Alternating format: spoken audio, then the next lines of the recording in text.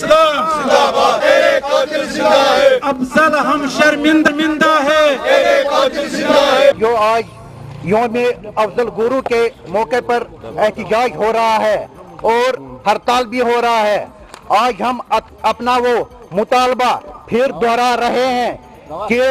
जब शहीद अफजल गुरु को 2013 में फांसी पे लटकाया गया, हम उस वक्त से लेकर आज तक बराबर ये मुतालबा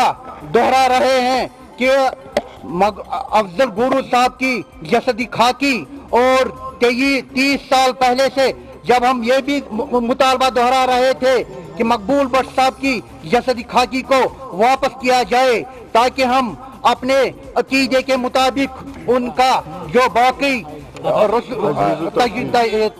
कफन दफन का इंतजाम कर सकें। और यहाँ अपने मुकामी